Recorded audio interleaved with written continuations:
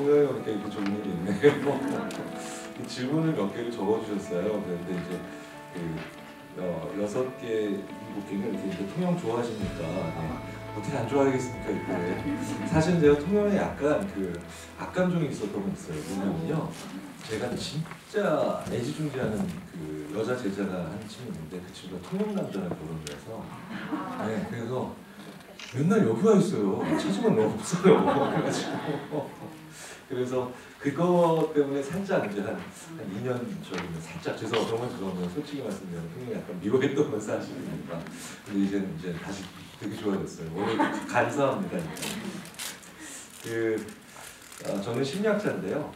소개해주신 김초영 교수님이 이제 다양성에 대한 얘기를 좀 해봐라라고 준엄한 명령을 주셔가지고 만약에 다른 개사 있으면은 아마 아빠요라고 살짝 할 수도 있었는데 국제음악에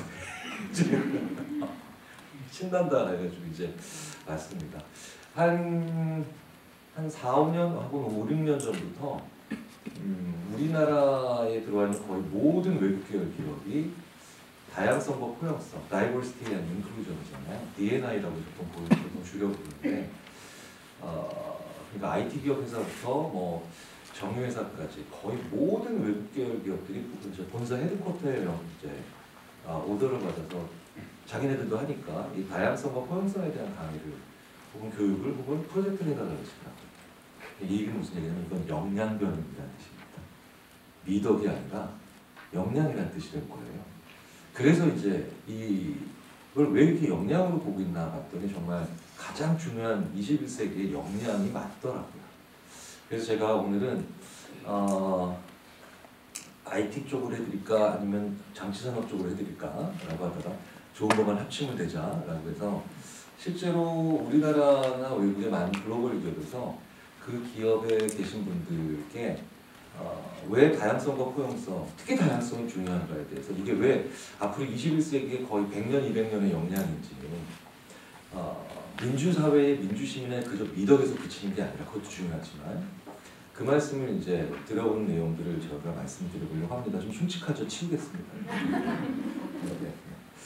가끔 저는 제 사진을 보면 이렇게 그 밤에 가위에 눌려요. 그럼 이제 빨리 이제 좀 편안한 사진으로 바꾸죠. 뭐 설미덕 선생님 사진으로 바꾼다든가 네, 이러면 선생님 잘생기셨어요. 듣고 있나 설민석? 왜 이 친구랑 제가 동갑이라서 제가 이렇게 지금 이 반응이 싫어요. 네, 친구가 어려 보이는 거예요. 네. 중년의 몸매는 이런 진실함이 있어요. 오늘 저녁에 아마 통영 쪽에서 이제 약간 이렇게 알딸딸해서 지나다니는 저를 보실 수 있을 겁니다. 이제 소개해주신 김채영 교수님도 그렇고 저도 그렇고 이제 가장 좀 컴퓨터와 인간의 차이를 많이 연구한다는 그런 인지심리학자들입니다. 인지심리학자들인데 오랫동안 이렇게 보면 계속 지잖아요. 우리 뭐 이제 계속 뭐 체스도 지고 그 다음에 뭐 퀴즈도 지고, 네. 그다음에 여기 IBM의 딥블루, 왓슨, 그 다음에 이제 2014년에 러시아의 유진 구스트만이라고 하는 설계자가 설계한 챗봇에게 이제 속죠. 이제 드디어 이제 인간은 기계랑 대화하면서 상대방이 기계인지를 모르는 겁니다. 네. 이제 사람이라고 착각하는 거죠. 다음 장면 안 보여드려도 다 아실 겁니다. 네. 2016년에 드디어 전 국민께서 이세돌 구단의 목소리가 얼마나 특이한지를 알게 되는 사건을 벌이십니다. 이제 마지막 남은 보루죠. 네. 2016년에. 근데 참 재밌는 건요.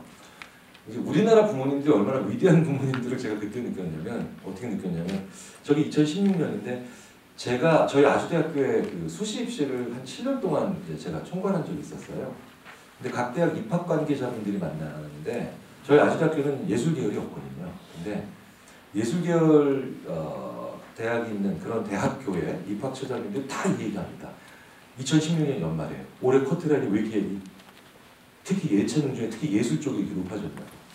그러니까 우리나라 학부모님들은 이걸 이제 니들이 예술은 못하겠지. 정말 대단한 부모님들이세요. 북남북북의 취미생활이라는 게 진짜 괜한 말이 아닙니다. 그래서 이제 진짜 그때 이제 예술, 특히 미술, 음악 같은 이런 다양한 예술 쪽의 커트라이닝과 경쟁률이 올라갔는데 이걸 또 마이크로소프트가 어떻게 알았는지 2017년에 바로 또 역공이 시작되죠. 네. 렘브란트거든요. 렘브란트. 근데 렘브란트 그림 372장 학습하고 나면 마이크로소프트에 들어온 것이 넥스트 렘브란트가 이 정도로 그리는데 그러니까 렘브란트 전문가들이 충격에 빠져요. 렘브란트가 20대의 렘브란트와 60대의 렘브란트가 다 살아 돌아왔어요. 네. 그러니까 붓에 덧칠하는 패턴 틀렸을 때 살짝 이렇게 손끝으로 묻히는 그런 습관까지 똑같은 거죠. 좌절이 오기 시작합니다. 근데 저게 5년 전이에요. 5년 전이면 지금 이제 이게 어마어마하게 발달한 거죠. 거의 그 그리는 능력은 거의 10,000배 이상 더 좋아졌다는 뜻이죠. 자, 끔찍끔찍한 세상이 왔는데 재밌는 건 얘는 아직도 못 그려요. 얘라고 표현해서는 죄송합니다만 이게 피카소거든요. 네, 피카소가 옛날에 이런 그림을 한참 그렸어요.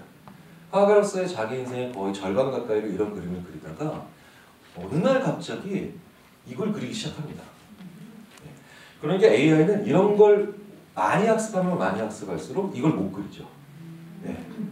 그리고 더 재밌는 건 우리는 누가 봐도 피카소의 그림인데 피카소의 그림들을 다양하게 합쳐놓고 그려보라고 하면 러닝을 시키면 AI는 이상한 걸 그려요. 그냥 무지개 패턴 같은 걸 그리거나 아니면 랜덤 패턴을 그냥 그려버립니다. 분명 AI가 못하는 건 있는 것 같아요. 네. 그러면 저희가 어떻게 생각을 하냐면 이제 AI는 A와 B를 열심히 학습해서 이제 A, B가 필요할 때 가장 정확하게 내놓는 그런 존재죠. 근데 인간은 A, B를 열심히 배우거나 열심히 경험을 했는데 그 다음에 갑자기 A, B를 합치자 난 이건 C라 그러는 거예요. 네. 그러니까 렘브란트는 학습을 하는데 피카소는 학습을 못한다는 거죠. 그 C가 뭐냐? C를 만들어내는 경우도 있지만요. C라고 우기는 그냥 빡빡 우기는 경우도 있습니다. 자, 무슨 얘기냐? PDA, 디지털 카메라, 전화기를 합쳐놓고 이거 사실 전화기 기능이 추가된 PDA에 불과한데 이걸 그냥 스마트폰이라고 빡빡 우긴 사람 있죠? 네. 스티브 잡스. 네. 그러니까 그건 C를 만든 것도 아니고 그냥 C라고 우긴 거예요. 그런데도 우리는 혁신감을 느끼죠. 뭐지? 라고 하면서 한 번쯤 생각을 해보게 된 거예요. 왜 이런 걸 AI는 계속 못하나. AI는 이런 걸 못 읽거든요. 되게 힘들어요. 지금도 가끔 왜 우리 로봇의 자동 가입을 방지하기 위해서 왜 그 7K 6485 그다음에 뭐 Q 이런 거 찌그러뜨려 놓고 우리도 가끔 만들 때 있긴 해요. 그래서 새로운 거 누를 때 있긴 한데 이런 거를 왜 AI는 잘 못하느냐? AI는 에버리지 평균을 쫓아간다는 겁니다.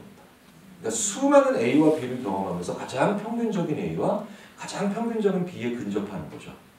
근데 인간은 오히려 경험이 많아지면 많아질수록 그러니까 나만의 특징을 자꾸 찾아내는 그런 사람들이 있다는 거예요.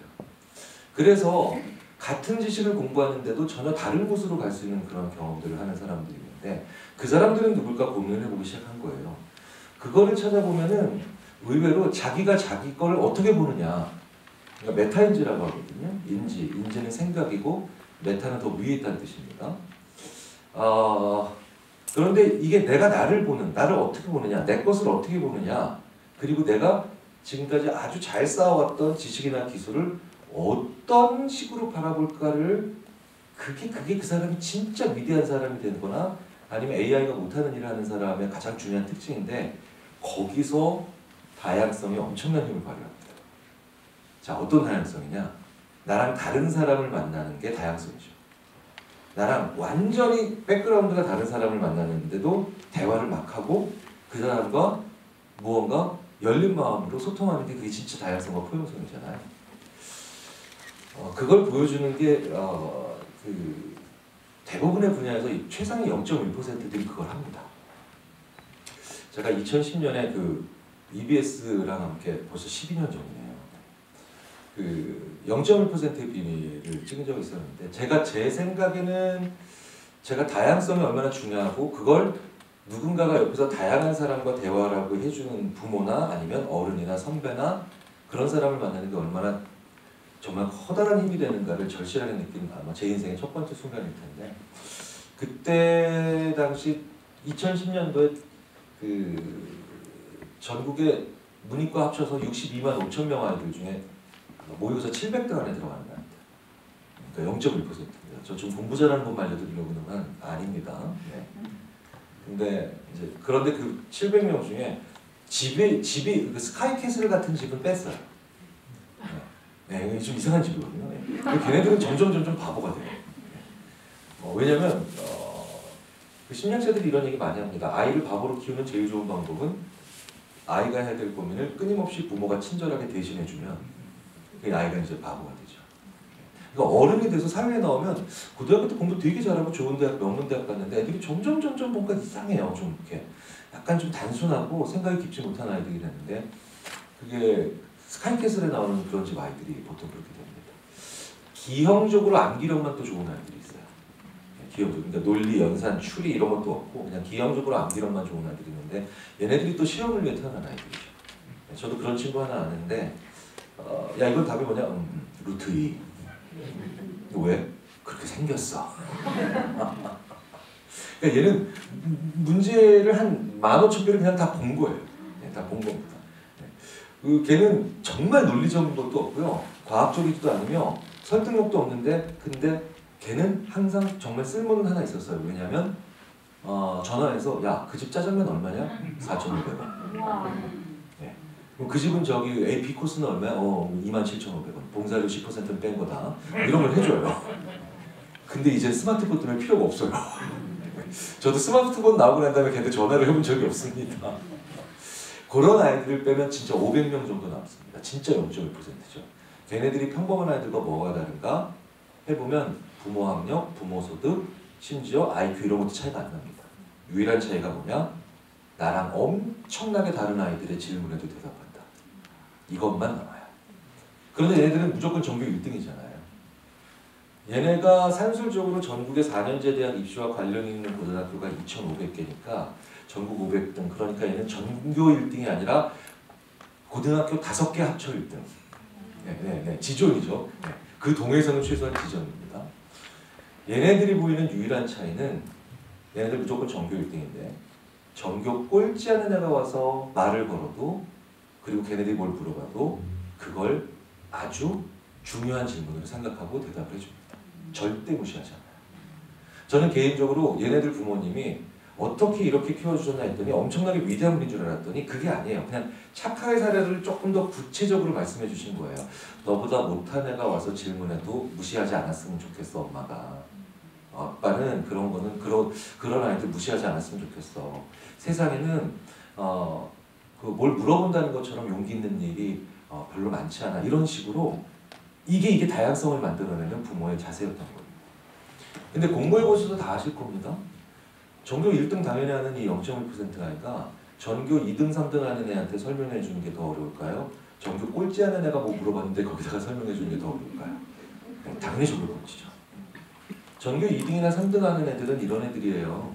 야, 이래서 Y잖아 라고 하면 그래서 그 다음에 X제곱이었구만. 얘기 안 해준 것도 탁 하고 나오게 됩니다. 근데 전교 꼴찌는 어떤 애들인지 아세요? 일단 X제곱이 뭔지 모르더라. 질문을 이렇게 해야 되니까요. 야, 그 X 옆에는 이는 왜 이렇게 쬐꼬매? 다음 질문이 더 놀랍습니다. 3년 전부터 궁금했는데 물어볼 데가 없었어. 막 이런 거 물어봅니다. 그럼 얘한테는 그게 왜 작은지 설명해 줘야 돼요.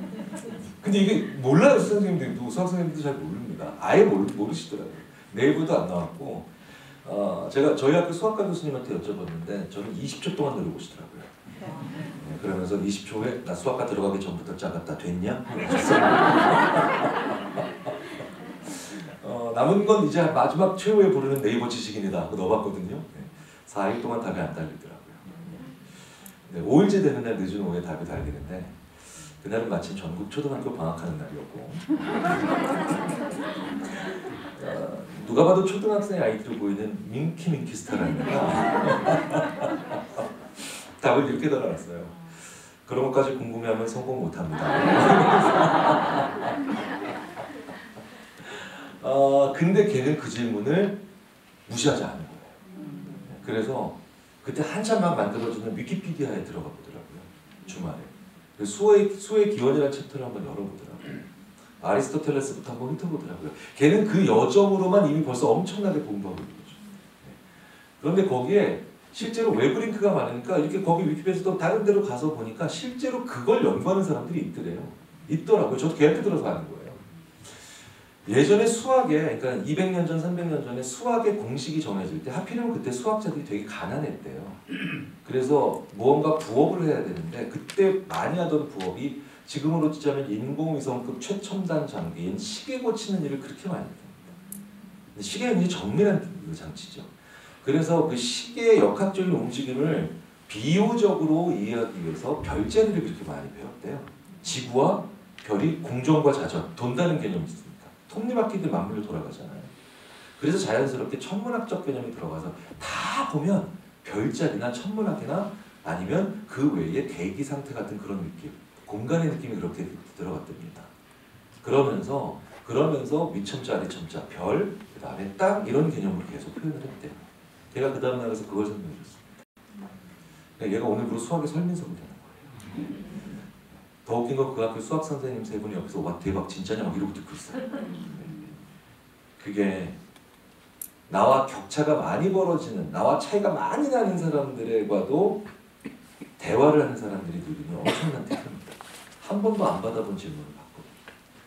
내가 아주 잘 쓰고 있는 지식이나 기술이나 정보의 기원과 본질을 느끼게 해줍니다.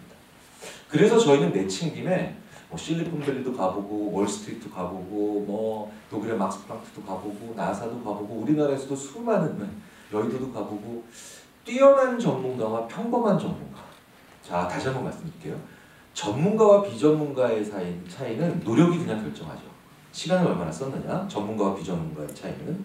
그런데 똑같이 노력했고 거의 똑같은 지식을 가지고 있고 똑같은 경험을 가지고 있는데도 뛰어난 전문가와 평범한 전문가, 이 차이를 궁금해하기 시작한 거예요. 이게 왜 중요하냐면요. 4차 산업혁명이고 AI고 막 이런 얘기 나오죠. AI가 제일 먼저 대체하려고 하는 사람이 누구냐면 평범한 전문가입니다. 아까 그 에버리지에 딱 들어맞아서 요거죠? 요거 하는 분들. 그러니까 AI도 못하는 일을 하는 그 뛰어난 전문가는 누구고 창조적인 전문가는 누구며 그냥 평범한 전문가는 누군가 봤더니 나랑 아무 상관도 없는 일, 나랑 전혀 다른 분야에 있는 사람과 내가 하고 있는 일에 대한 얘기를 하면 그게 뛰어난 전문가입니다. 그게 가장, 그러니까 그 다양성, 그 포용성이 뛰어난 전문가를 만들어내는 가장 중요한 원동력이라는 거예요. 왜냐? 왜겠어요? 나랑 아무 상관이 없는 일에, 아무 상관이 없는 분야에 있는 사람과 내가 하는 일에 대한 얘기를 하면 내 말 속에서 두 가지를 절대 쓸 수가 없습니다. 그게 바로 뭐냐? 내가 친숙한 분야의 전문 용어와 약어를 아무것도 못 써요. 그러니까 그걸 어떻게 됩니까? 누구나 알아들을 수 있는 말로 풀어내야 되죠. 인간이 그걸 할 때 자기가 그때까지 쌓아왔던 그 분야의 지식과 기술과 정보를 지혜로 리포맷하는 순간이 옵니다.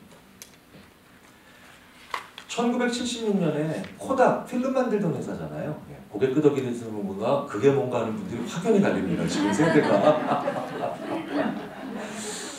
1976년에 필름을 만들던 회사인 코닥의 엔지니어 중에 스티븐 사순이라고 하는 사람이 자기가 맨날 만드는 필름을 빛에 노출되면 이미지를 형성하기 위해서 화학 반응하는 물질이라는 사전적 점에서 벗어나기 위해서 6살짜리한테 한번 설명해 봅니다. 그러니까 이렇게 되더래요. 세상의 이미지를 담는 그릇. 그렇게 되죠. 네. 그러니까 연구실 책상에 돌아오니까 세상의 소리를 담는 그릇도 보이더래요. 그게 카세트 테이프입니다.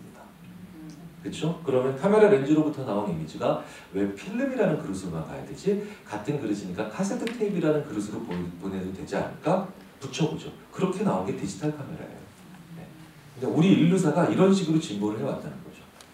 그래서 지금도 실리콘밸리에 가면 탑 엔지니어나 탑 프로그래머들이 혹은 탑 마케터들이 자기가 파는 물건, 만드는 물건, 개발하는 물건을 근처 고등학교 심지어 초등학교까지 가서 엄청난 다양성이죠. 엄청나게 다른 사람들에게 설명해주고 옵니다. 그런데 우리나라는 그걸 재능 기부라고 봐요. 탤런트 도네이션. 근데 실리콘밸리에서는 그걸 탤런트 파트너십이라고 불러요. 기브앤테이크가 있기 때문이에요. 네. 왜 IQ가 180이 훌쩍 넘는 아인슈타인만 우리는 기억하냐는 거죠. 한국 사람들은 참 또 IQ가 좋아. 우리 한국 사람들이 전 세계에서 IQ 제일 좋습니다. 네. 지금 보여주시는 이 심드렁한 반응이 그 증거예요. 누구도 자기 머리가 좋다고 생각을 하지 않는 걸로. 근데 한국 사람들이 머리가 너무너무 좋으니까 최소한 나보다 50은 넘어야 돼. 그래서 우리나라 사람들은 아인슈타인 너무 좋아해요. 이 사람만 좋아해요. 그렇잖아요. 예. 노벨 물리학상 수상자가 저 사람만 기억에 남아요. 아니 아인슈타인 우유를 만들어 먹는 나라라니까요. 우리나라. 180 넘죠. 20세기 가장 위대한 물리학자 두 사람을 꼽는 꼭 빠지지 않는 아인슈타인과 함께 같이 거론되는 저 리차드 파인만은 120대 IQ입니다. 그럼 저 두 사람의 IQ는 60이나 차이가 나죠. 그런데 저 두 사람은 학부 1학년 심지어 고등학생한테도 자주 물리학을 가르쳤다는 특징이 있죠. 그러니까 한 번도 안 받아본 질문을 받으러 간 거예요. 네. 동네 마트 캐시어분들, 소방대원분들 이런 다양한 직업을 가진 분들한테도 물리학을 가르칩니다. 왜? 용어와 약어를 쓸 수 없는 상황으로 자기를 집어넣을 겁니다. 그래서 위대한 두 명의 물리학자가 되죠. 끊임없이 나와 다른 사람과 내 분야의 이야기, 내가 친숙한 이야기, 내가 하는 일들에 대한 이야기들을 해야 됩니다. 그래서 저도 이런 얘기들을 많이 합니다. 오늘 이제 통영국제음악제잖아요. 그렇죠? 그래서 음악도 저는 얘기하고 음악하는 분들과도 그 다음에 제가 심리학을 설명하고 그분들도 저희가 음악을 설명하는 그런 순간들을 맞이합니다. 그럼 실제로 이런 연구들을 해요. 일반화시키고 거리두고 다양하게 만들어서 그걸 노력을 하기 시작하면 아주 신나고 재밌는 일들이 벌어지면서 서로가 몰랐던 통찰을 보죠. 하나 자랑하려고요. 그래서 제가 작년에 그래서 내 거를 전혀 모르는 사람한테 설명해 보는 게 이렇게 중요하다는 겁니다. 참 비슷하죠 저랑. 네. 이제부터 미니 언쟁과 계속 제 얼굴에서 보이기 시작하실 겁니다. 그렇죠. 네. 나이 50대에도 그런 얘기 들으면요. 되게 좋아요. 저도 이런 시도를 늘 합니다. 그러니까 아인슈타인과 파인만처럼 작년에는 그 뮤지카 카르텔이라고 하는 분들과 함께 그분들은 연주자들이시고 저는 토스토예프스키를 가지고 왔고 이분들은 차이콥스키를 가져왔어요.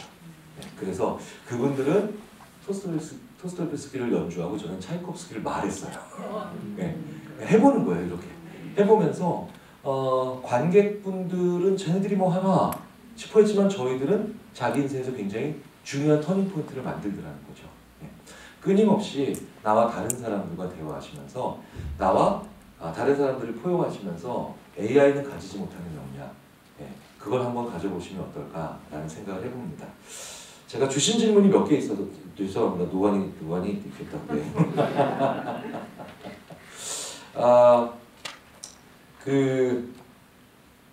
여기 이제 질문 주신 거에 대한 답을 또 한 1, 2분 정도 드리고 제가 마칠게요. 네. 잠깐만요. 이렇게 놔야겠다. 지금 웃으시는 분들은 이게 뭔지 아십니다. 네.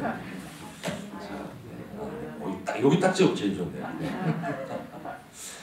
다양성을 받아들이지 못하는 사람들을 볼 때 어떻게 해야 되나? 그럼에도 불구하고 이렇게 좋은 다양성을 받아들이지 못할 때 어떻게 해야 되느냐라고 하는데 이게요. 저는 순간적으로 이런 넛지를 씁니다. 넛지가 뭐냐면 그렇게 해야 돼! 라고 명시적으로 얘기하는 게 아니라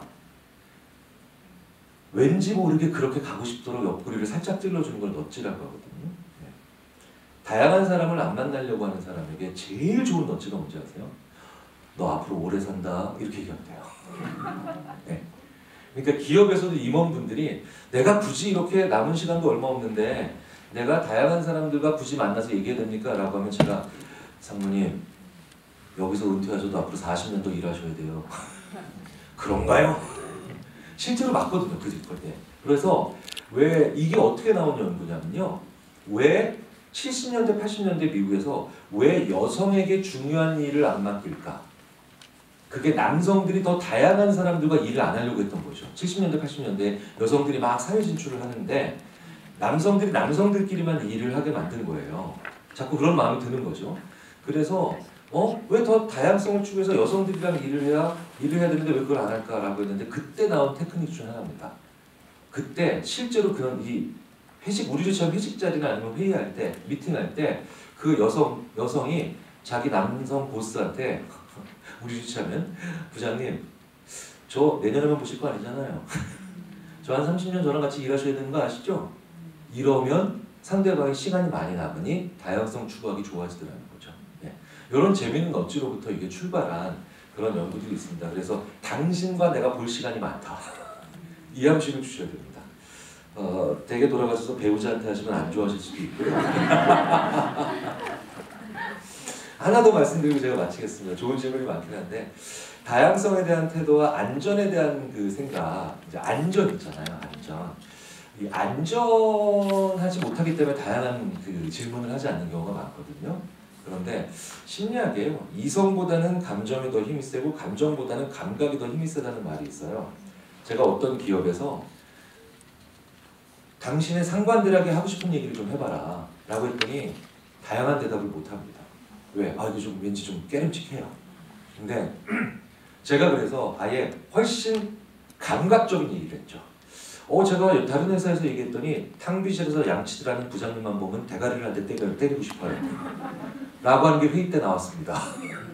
라고 나왔더니 우리 부서장한테 바란다가 이날 200개가 나왔어요.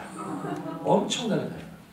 자, 부장님이 제 의견을 무시하세요. 이건 약간 논리적인 얘기죠. 그렇죠? 부장님이 제가 좀 힘들어해도 잘 안 봐주세요. 이거 감정적인 얘기죠. 근데요, 부장님 발에서 냄새나요. 이건 감각적인 얘기예요. 사람을 다양하게 만들려면 오히려 그 안전한 마음을 키우려면 제일 본능에 해당하는 냄새, 소리, 눈에 보이는 것 이런 것들에 대한 것부터 한번 점잖음을 깨버려야 돼요.